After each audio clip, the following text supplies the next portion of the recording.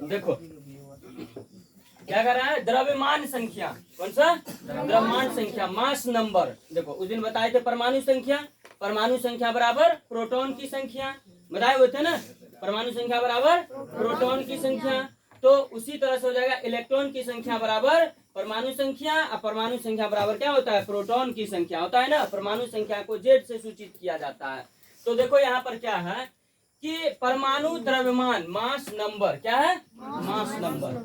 तो परमाणु के नाभिक में उपस्थित प्रोटॉनों और न्यूट्रॉनों के कुल संख्या के योग को, परमाणु के नाभिक में उपस्थित प्रोटॉनों और न्यूट्रॉनों के कुल संख्या के योग को क्या कहते हैं, द्रव्यमान संख्या कहते हैं। देखो योग को क्या कहते हैं, द्रव्यमान संख्या कहते हैं। द्रव्यमान संख्या को ए द्वारा सूचित किया जाता है, किससे, ए, कैपिटल ए से सूचित किया जाता है। ए बराबर होता है पी प्लस एन, मतलब प्रोटॉन की संख्या प्लस न्यूट्रॉन की संख्या, प्रोटॉन की संख्या प्लस न्यूट्रॉन की संख्या। आ रहा है समझ में। तो अब न्यूट्रॉन की संख्या बराबर हो जाएगा, देखो ये पी प्लस में है, इधर आएगा तो माइनस हो जाएगा, तो एन बराबर हो जाएगा ए माइनस पी, अर्थात द्रव्यमान संख्या माइनस प्रोटॉन की संख्या। न्यूट्रॉन की संख्या बराबर द्रव्यमान की संख्या माइनस प्रोटॉन की संख्या, सही है। न्यूट्रॉन की संख्या बराबर द्रव्यमान की संख्या माइनस प्रोटॉन की संख्या, लिख दिया यहाँ पर। जैसे देखो नाइट्रोजन का परमाणु संख्या 7 है, नाइट्रोजन का परमाणु संख्या 7 है और द्रव्यमान संख्या 14 है, द्रव्यमान संख्या 14 है। इसे कैसे लिखा जाता है, देखो नाइट्रोजन लिख लिए, नाइट्रोजन का एन, परमाणु संख्या 7 नीचे में लिखेंगे और द्रव्यमान संख्या 14 इसके ऊपर में लिखेंगे, समझ गया। अब उसी तरह से कार्बन है, तो कार्बन का परमाणु संख्या 6 होता है और द्रव्यमान संख्या को ऊपर में लिखते हैं ऐसे, समझ में। इस तरह से परमाणु संख्या और द्रव्यमान की संख्या लिखते हैं। परमाणु संख्या बराबर प्रोटॉनों की संख्या, है ना समझ में। तो ये हो गया प्रोटॉन की संख्या, समझ में आ रहा है, और ये हो गया द्रव्यमान संख्या। इस तरह से हम लोग लिखते हैं। अब यहाँ पर एक क्वेश्चन दिया है, कह रहा है नाइट्रोजन परमाणु में इलेक्ट्रॉन एवं न्यूट्रॉन की संख्या ज्ञात करें।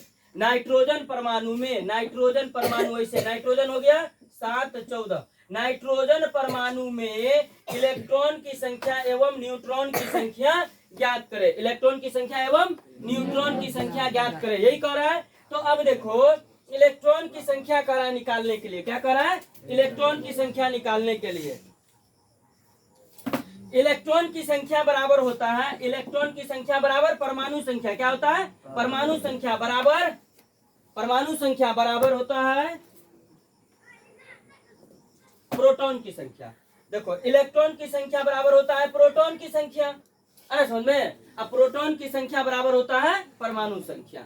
तो देखो यहाँ पर इलेक्ट्रॉन की संख्या बराबर जेड, जेड को परमाणु संख्या लिखे थे ना, अब बराबर प्रोटॉन की संख्या पी, अर्थात इलेक्ट्रॉन की संख्या बराबर जेड होगा और जेड बराबर पी होता है। तो जो प्रोटॉन की संख्या होगा वही क्या हो जाएगा, परमाणु संख्या हो जाएगा, और जो परमाणु संख्या होगा वही क्या हो जाएगा, इलेक्ट्रॉन की संख्या हो जाएगा। आ रहा है समझ में।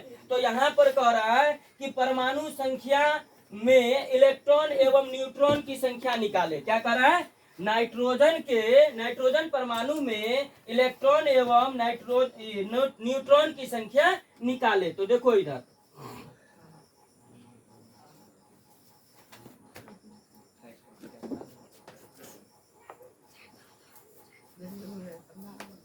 यहाँ देखो नाइट्रोजन परमाणु में इलेक्ट्रॉन एवं न्यूट्रॉन की संख्या। तो नाइट्रोजन परमाणु में इलेक्ट्रॉन की संख्या, इलेक्ट्रॉन की संख्या बराबर, देखो इधर इलेक्ट्रॉन की संख्या बराबर प्रोटॉन की संख्या, प्रोटॉन की संख्या बराबर परमाणु संख्या। यहाँ देखो तो प्रोटॉन की संख्या यहाँ 7 है, तो परमाणु संख्या कितना हो गया 7। अब कह रहा है न्यूट्रॉन की संख्या निकाले। तो न्यूट्रॉन की संख्या, न्यूट्रॉन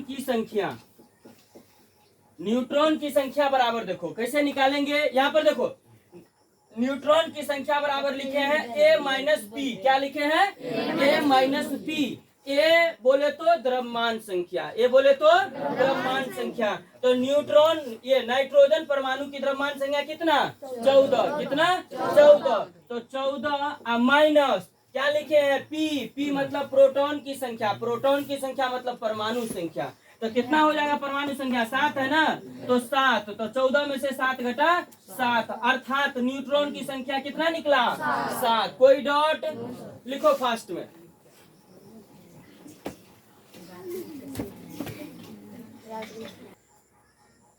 देखो क्या कर रहा है? समस्थानिक। क्या है? समस्थानिक। आइसोटॉप। क्या है? आइसोटॉप्स। एक ही तत्व के वे परमाणु, एक ही तत्व के वे परमाणु जिनकी परमाणु संख्या समान होती है और द्रव्यमान संख्या भिन्न भिन्न होती है। एक ही तत्व के वे परमाणु जिनकी परमाणु संख्या समान हो और द्रव्यमान संख्या क्या हो? भिन्न भिन्न हो, समस्थानिक कहलाते हैं। जैसे देख लो कि हाइड्रोजन तत्व के 3 समस्थानिक है। हाइड्रोजन के कितने? 3 समस्थानिक है। पहला प्रोटियम। क्या है? प्रोटियम, जिसको क्या कहते हैं? सरल हाइड्रोजन। क्या कहते हैं? सरल हाइड्रोजन। इसका परमाणु संख्या भी 1 होता है और द्रव्यमान संख्या भी 1 होता है। दूसरा होता है ड्यूटीरियम। क्या होता है? ड्यूटीरियम, जिसको कहते हैं भारी हाइड्रोजन। क्या कहते हैं? भारी हाइड्रोजन। इसका परमाणु संख्या 1 है लेकिन द्रव्यमान संख्या 2 है। समझ गया? देखो परमाणु संख्या सबका समान है। हाइड्रोजन का 1 1, यहाँ भी 1, द्रव्यमान संख्या अलग अलग 1 2 3 है ना। तो दूसरा है ड्यूटीरियम, भारी हाइड्रोजन। तो इसका होता है परमाणु संख्या 1 और द्रव्यमान संख्या 2, इसे डी भी लिखते हैं। आ रहा समझ में? तीसरा है ट्राइटियम, सबसे भारी हाइड्रोजन, परमाणु संख्या 1 और द्रव्यमान संख्या 3, इसको टी भी लिखा जाता है। समझ में आ रहा है? और उसी तरह से देखो कार्बन के 2 समस्थानिक है। कार्बन के 2 समस्थानिक है। पहला जिसकी परमाणु संख्या 6 है और द्रव्यमान संख्या 12। दूसरा परमाणु संख्या 6 है और द्रव्यमान संख्या 14। ये तो कार्बन हो गया, हुआ ना, जिसका परमाणु संख्या 6 और द्रव्यमान संख्या 12 है। और ये कार्बन जिसकी परमाणु संख्या 6 है और द्रव्यमान संख्या 14 है। तो इसका उपयोग क्या होगा? इसको कहते हैं कार्बन 14 पद्धति। क्या कहते हैं? कार्बन 14 पद्धति। कार्बन 14 पद्धति इसको बोलते हैं। आ रहा समझ में? कार्बन 14 पद्धति के द्वारा जो भी अवशेष निकलता है मिट्टी के अंदर से, उसकी आयु का पता चलता है, पता लगाया जाता है। आ समझ में? कोई भी मान के चलो हड्डी निकला मिट्टी के अंदर से, वो लाखों करोड़ों वर्ष पहले का है कि 2-4 वर्ष पहले का है, इसका पता कैसे लगेगा? तो इसकी जानकारी कार्बन 14 पद्धति के द्वारा लगाया जाता है कि कोई भी अवशेष कितने वर्ष पुराना है, कितने वर्ष पुराना है। ये कैसे पता चलता है कि मान के चलो कुरुक्षेत्र में जो है खुदाई किया तो भीम का गदा निकला। क्या निकला? भीम का गदा निकला, है ना। मान लेते हैं भीम का गदा निकला, तो इसकी जानकारी कैसे पता चलेगी, कैसे लगेगी, इसकी जानकारी कैसे होगी कि ये गदा जो है आज से 5000 साल पहले का है कि 10,000 साल पहले का है। तो इसकी जानकारी हमें किसके द्वारा लगता है? कार्बन 14 पद्धति के द्वारा। किसके द्वारा?